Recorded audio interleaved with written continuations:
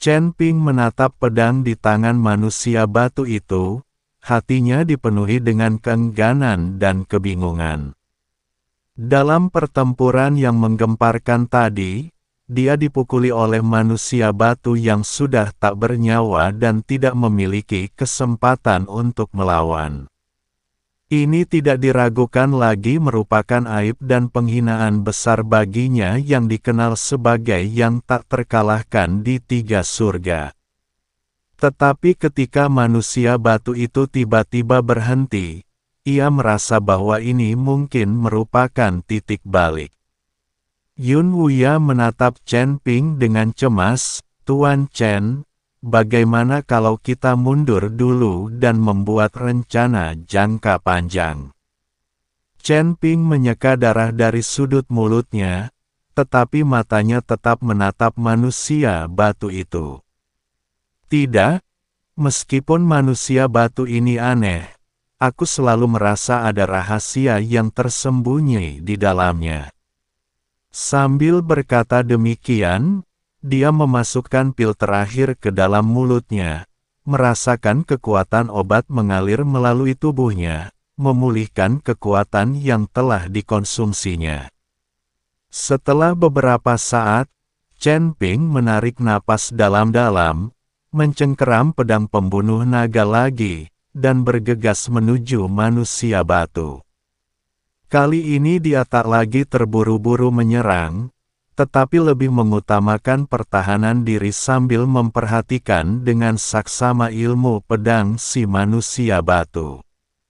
Pedang di tangan manusia batu itu masih tajam, dan setiap gerakan dan gaya membawa irama yang tak terlukiskan, seolah-olah mengandung jalan besar antara surga dan bumi. Seiring berjalannya waktu, Chen Ping secara bertahap menemukan bahwa teknik pedang manusia batu itu tampak tidak teratur, tetapi sebenarnya mengandung lintasan tertentu. Setiap kali dia mengayunkan pedang, tampak seolah-olah dia tengah melakukan niat pedang yang unik. Tiba-tiba sebuah pencerahan muncul di benaknya. Mungkinkah manusia batu ini digunakan untuk menguji mereka yang memasuki tempat ini? Atau untuk membimbing mereka memahami niat pedang tingkat tinggi? Memikirkan hal ini, keinginan Chen Ping untuk bertarung menjadi lebih kuat. La tidak lagi memandang manusia batu sebagai musuh, melainkan sebagai guru yang langka. La mulai mencoba meniru ilmu pedang manusia batu dan merasakan perubahannya. Awalnya, gerakannya sangat kaku, dan ia sering dibuat bingung oleh pedang manusia batu itu. Namun, seiring ia terus mencoba, ia perlahan-lahan menemukan sedikit perasaan. Saat melakukan gerakan bertahan, Chen Ping secara naluri mengayunkan pedangnya mengikuti teknik pedang manusia batu. Pedang ini secara tak terduga mampu menghentikan serangan manusia batu itu dan bahkan memiliki potensi untuk melakukan serangan balik.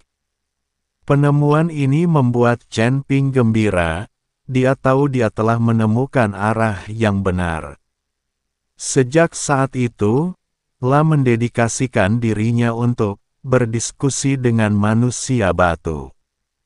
Setiap kali bertarung, La terus-menerus menyesuaikan ilmu pedangnya dan memahami makna pedang. Seiring berjalannya waktu, ilmu pedang Chen Ping menjadi semakin canggih. Pedangnya mulai memiliki daya tarik yang unik. Pedang itu tidak lagi hanya merupakan gabungan kekuatan dan keterampilan seperti sebelumnya, tetapi juga memiliki pemahaman dan persepsi tentang tujuan pedang itu sendiri. 8 klonnya muncul lagi, dan kali ini, ilmu pedang mereka menjadi lebih aneh dan tak terduga, menggemakan ilmu pedang manusia batu.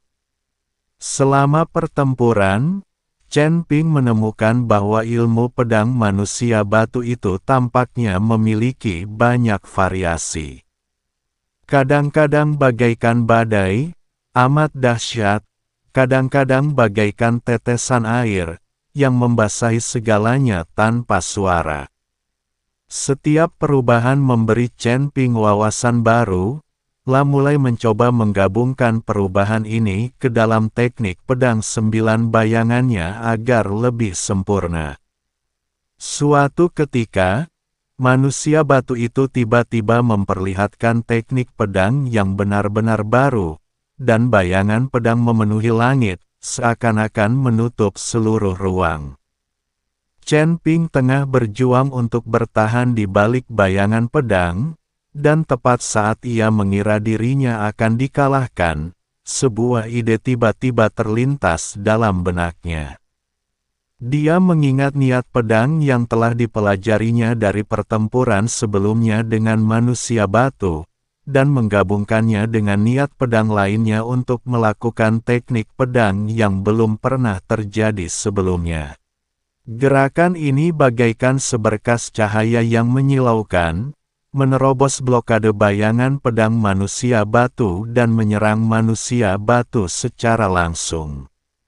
Manusia batu itu tampaknya menyadari kekuatan jurus tersebut dan segera mengayunkan pedangnya untuk menangkisnya.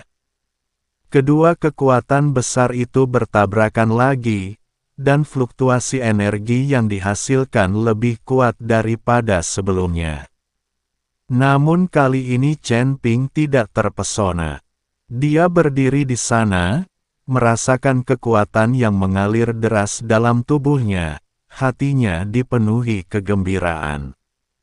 Dia tahu bahwa dia telah membuat terobosan besar dalam pertarungannya dengan manusia batu. Niat pedangnya telah mencapai tingkat baru. Saat pertempuran berlanjut, pemahaman Chen Ping tentang makna pedang menjadi semakin dalam. Dia menemukan bahwa niat pedang bukan hanya semacam kekuatan, tetapi juga semacam persepsi tentang dunia, alam, dan kehidupan. Keahlian pedang manusia batu menunjukkan persepsi semacam ini melalui gerakan pedang yang berbeda-beda. Di tengah konfrontasi sengit, pedang pembunuh naga milik Chen Ping tiba-tiba mengeluarkan suara keras, dan badan pedangnya bersinar terang. Adalah pertama kalinya fenomena aneh seperti ini terjadi sejak pedang pembunuh naga mengenali tuannya. Ini Chen Ping tahu bahwa ini karena niat pedangnya telah meningkat, dan kekuatan pedang pembunuh naga juga meningkat. Pada saat ini, Chen Ping tidak lagi menganggap pertempuran dengan manusia batu sebagai pertarungan hidup dan mati, tetapi sebagai kesempatan langka untuk berkultivasi. Dia terus-menerus menembus batas kemampuannya sendiri dalam pertempuran dan memahami niat pedang tingkat tinggi. Ilmu pedangnya juga mengalami perubahan yang mengguncang dunia dalam proses pencerahan yang berkelanjutan ini. Yun Wuya berdiri di samping, menyaksikan pertarungan sengit antara Chen Ping dan manusia batu. Hatinya dipenuhi rasa terkejut. Dia belum pernah melihat seseorang yang mampu terus-menerus menerobos dirinya dan memahami arti pedang dalam pertempuran yang berbahaya seperti itu. Dia tahu bahwa Chen Ping di depannya akan menjadi sosok yang luar biasa di masa depan. Seiring berjalannya waktu, niat pedang Chen Ping telah mencapai tingkat yang mengerikan. Pedangnya tampak menyatu dengan langit dan bumi, dan setiap kali dia mengayunkannya, menyebabkan ruang bergetar. Meskipun ilmu pedang manusia batu itu masih kuat, tidak lagi sesulit sebelumnya untuk menolaknya di hadapan Chen Ping. Dalam suatu pertempuran, Chen Ping mengeluarkan teknik pedang yang memadukan seluruh wawasannya. Gerakan ini, bagaikan galaksi yang cemerlang, menyapu ke arah manusia batu. Manusia batu itu mengayunkan pedangnya dan berusaha sekuat tenaga untuk melawan, tetapi akhirnya terkena serangan pedang Chen Ping. Akibat hantaman itu, tubuh manusia batu itu tampak retak-retak. Akan tetapi, tepat ketika Chen Ping mengira manusia batu itu akan dihancurkan, cahaya menyilaukan tiba-tiba terpancar dari manusia batu itu. Setelah cahaya memudar, pedang di tangan manusia batu itu terbang ke arah Chen Ping dan menusuk di depannya. Chen Ping menatap pedang di depannya, hatinya penuh dengan keraguan. Dia mengulurkan tangannya dan menggenggam pedang, lalu tiba-tiba niat pedang yang besar menyerbu ke dalam pikirannya. Dia mengerti bahwa manusia batu ini sebenarnya adalah roh pedang yang menjaga tempat ini. Keberadaannya adalah untuk menguji mereka yang memasuki tempat ini dan membimbing mereka untuk memahami niat pedang tingkat tinggi. Pada saat ini, hati Chen Ping dipenuhi dengan rasa terima kasih. Dia membungkuk dalam-dalam kepada manusia batu itu dan berkata, "Terima kasih atas bimbinganmu, senior." Chen Ping telah memperoleh banyak manfaat darinya. Setelah berkata demikian, dia mengambil pedang manusia batu itu dan menggunakannya untuk menandingi pedang pembunuh naga miliknya. Cahaya batu di aula berangsur-angsur memudar, dan manusia batu berubah menjadi kunang-kunang dan bergabung menjadi pedang kuno di depan Chen Ping. Pedang pembunuh naga bergetar sedikit, dan pola pedang kuno muncul samar-samar di badan pedang, bersinar seperti makhluk hidup. Chen Ping menggenggam kedua pedang itu, dan merasakan niat pedang yang kuat mengalir melalui anggota tubuh dan tulangnya. Kelelahan dari pertarungan sebelumnya dengan manusia batu itu sepenuhnya tersapu oleh kekuatan baru ini. "Tuan Chen, niat pedangmu." Yun Wuya berdiri di samping, matanya penuh kengerian. Dia bisa dengan jelas merasakan bahwa Chen Ping di depannya tampaknya menyatu dengan prinsip pedang antara langit dan bumi, dan setiap gerakannya membawa irama misterius. Pria batu ini ternyata adalah roh pedang yang menjaga pedang. Aku menemukan keberuntungan besar secara tidak sengaja. Chen Ping dengan lembut membelai pedang pembunuh naga, dan pedang itu mengeluarkan suara yang panjang dan jelas. "Ayo pergi. Kita sudah lama tertunda. Aku tidak tahu bagaimana keadaan Hu Maxi dan yang lainnya."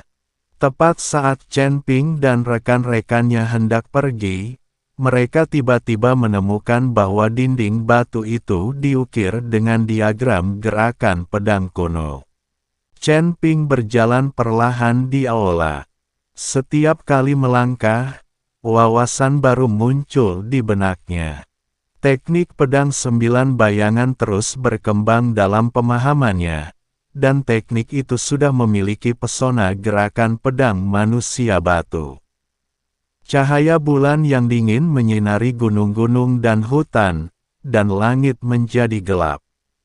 Sial, kenapa Chen Ping belum keluar? Apa dia dalam bahaya?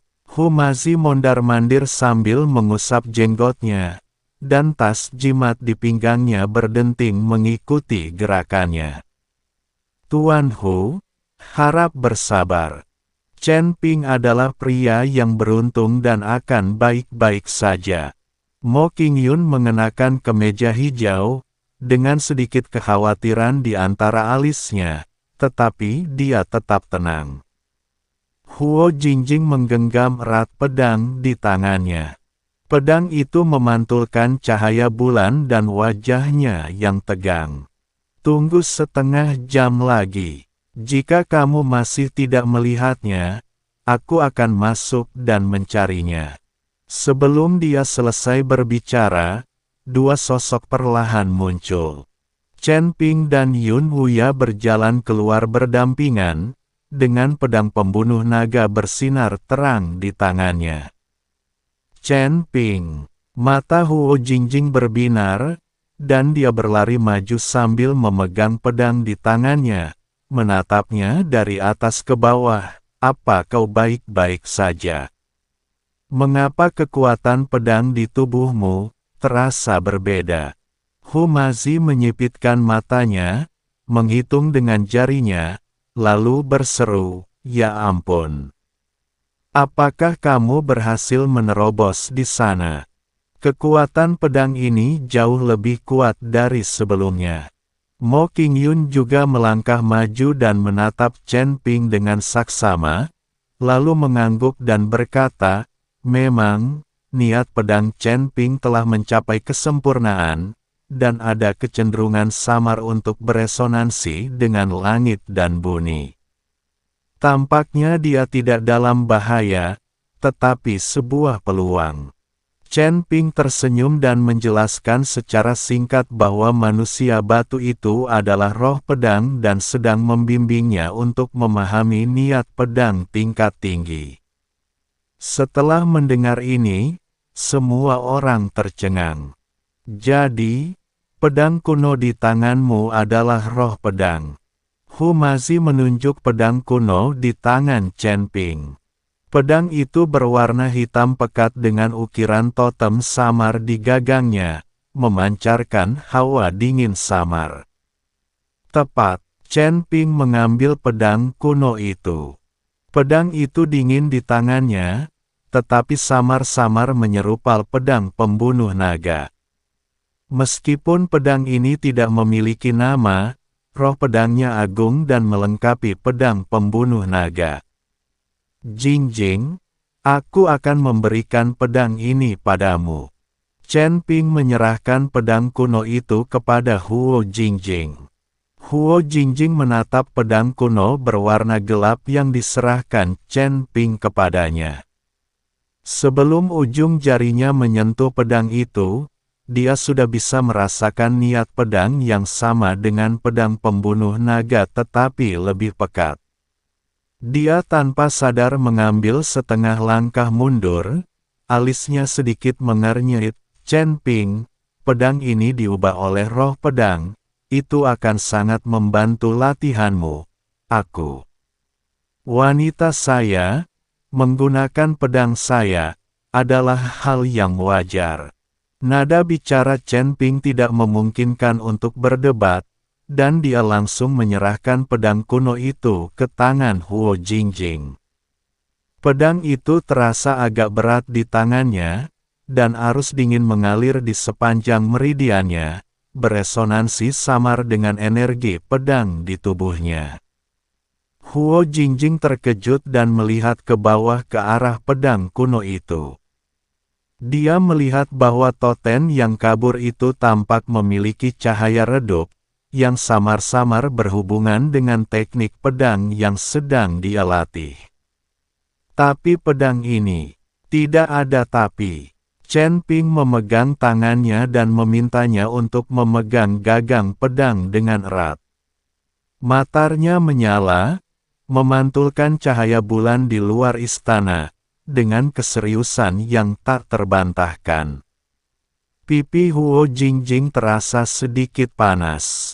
Dia melihat sekilas senyum setengah Yun Huya. Hu Mazi memutar jenggotnya dan tertawa, dan Mo Qingyun mengangguk acuh tak acuh. Pikiran untuk menolak dalam benaknya segera menghilang.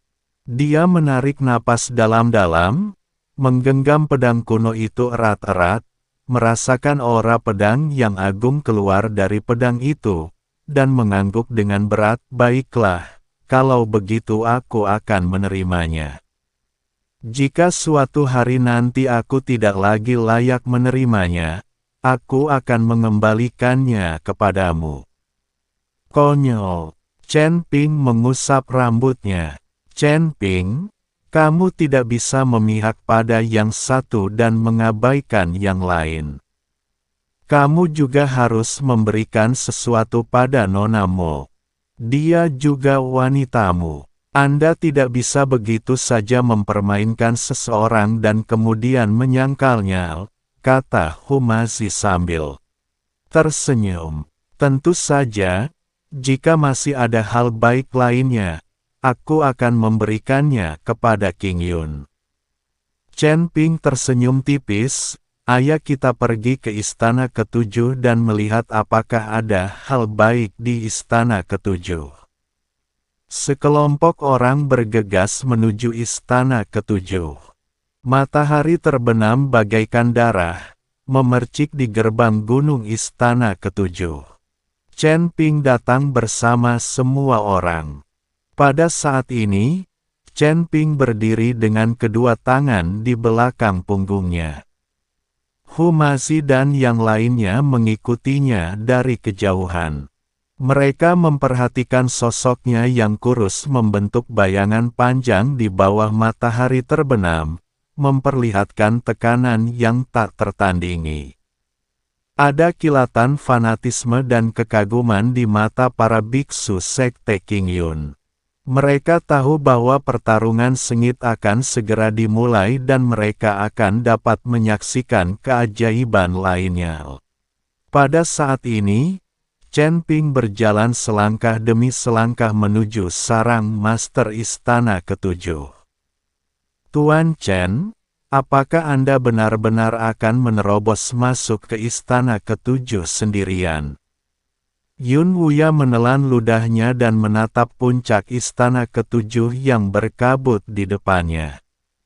Suaranya bergetar, Master Istana ketujuh berada di puncak peringkat ke-9 dari alam abadi longgar, dan kita tidak tahu berapa banyak kultivator peringkat ke-9 dari alam abadi longgar yang ada di istana ketujuh. Chen Ping bahkan tidak menoleh. Suaranya terdengar seperti angin, dengan sedikit nada menggoda, puncak kelas 9. Di mataku, itu hanya semut yang sedikit lebih besar. Dengan pengalaman membunuh 5 pria berwajah hantu dan mempelajari banyak ilmu pedang dari sekte pedang, Chen Ping sekarang merasa bahwa dirinya luar biasa kuat. Setelah Chen Ping selesai berbicara, sosoknya melintas dan dia berubah menjadi aliran cahaya dan langsung bergegas menuju puncak utama istana ketujuh. Formasi perlindungan gunung di depan gerbang gunung tiba-tiba menyala, dan rune yang tak terhitung jumlahnya terjalin menjadi jaring, mencoba memblokirnya. Chen Ping melengkungkan sudut mulutnya membentuk seringai, dan dengan jentikan jarinya, aura kekacauan yang hampir tak terdeteksi melesat keluar, bagaikan gunting tak kasat mata, yang langsung merobek formasi pelindung gunung menjadi berkeping-keping. Ledakan, deru formasi yang hancur bergema di seluruh istana ketujuh. Murid-murid yang tak terhitung jumlahnya yang sedang berlatih mendongak dengan ngeri, hanya untuk melihat sesosok tubuh bergegas masuk ke istana Master Istana ketujuh seolah-olah tidak ada seorang pun di sekitar. Pada saat ini, Master Istana ketujuh sedang duduk bersila di tengah aula, memikirkan cara untuk melapor kepada Master Istana keempat. Setelah kembali dari istana ke-8, Master Istana ketujuh tetap tinggal di dalam rumah. Kejutan yang diberikan Chen Ping kepadanya benar-benar terlalu besar. Tetapi sekarang, dia masih tahu terlalu sedikit tentang Chen Ping, jadi dia tidak tahu bagaimana menjelaskannya kepada Master Istana keempat. Tiba-tiba, kubah kaca aula itu meledak dengan suara keras. Di tengah puing-puing yang berterbangan, Chen Ping turun seperti dewa, berdiri kokoh di tengah aula, dan meliriknya dengan acuh tak acuh. Tuan Istana ketujuh, apakah Anda baik-baik saja? Suara Chen Ping tidak keras, tetapi terdengar seperti guntur di telinga Master Istana ketujuh. Tiba-tiba dia membuka malanya dan melihat wajah muda Chen Ping yang penuh dengan niat membunuh. Jantungnya tiba-tiba menciut dan dia hampir terjatuh dari matras. Chen Ping, apa yang kau lakukan di istana ketujuhku? Tanya penguasa istana ketujuh. Bagaimana menurutmu? Chen Ping tersenyum dingin. Aku tidak menaruh dendam padamu. Aku tidak ingin menjadi musuhmu dan aku juga berharap kamu tidak akan menyusahkanku. Saya tidak tahu apapun tentang perseteruanmu dengan kuil. Master Istana Ketujuh tidak ingin menjadi musuh Chen Ping. Dia takut tidak dapat mengalahkan Chen Ping. Jika kau tidak ingin menjadi musuhku, lalu mengapa kau pergi ke Istana ke-8? Mengapa kau menyerang Istana ke-8? Tanya Chen Ping. Aku pergi ke Istana ke-8 hanya untuk menemuimu, bukan untuk melakukan apapun padamu. Saya juga menerima perintah dari Master Istana ke-4 untuk menyelidiki identitas dan latar belakang Anda. Saya tidak punya niat lain, kata Master Istana ke-7. Mata Chen Ping menyipit, dia tidak menyangka bahwa bahkan Master Istana ke-4 telah memperhatikannya. Sekarang Master Istana ke-7 berada di puncak tingkat ke-9 dari alam abadi yang longgar. Chen Ping tidak berani membayangkan seperti apa kekuatan Master Istana ke-4. Aku tidak peduli apakah kau ingin menjadi musuhku atau tidak. Aku di sini untuk menghancurkanmu hari ini kecuali kau secara sukarela meninggalkan kuil, klan kuno liar, sekte Tianyan, dan istana bayangan darah semuanya telah kuhancurkan. Aku tidak akan membiarkan siapapun yang menyinggung perasaanku pergi. Chen Ping menatap Master Istana ke-7 dengan dingin dan berkata, Chen Ping, kau sudah keterlaluan. Apa kau pikir aku takut padamu? Master Istana ke-7 mengerutkan kening dan berkata, bagaimana mungkin dia diminta meninggalkan kuil? Jika dia pergi hari ini, dia mungkin akan dibunuh besok.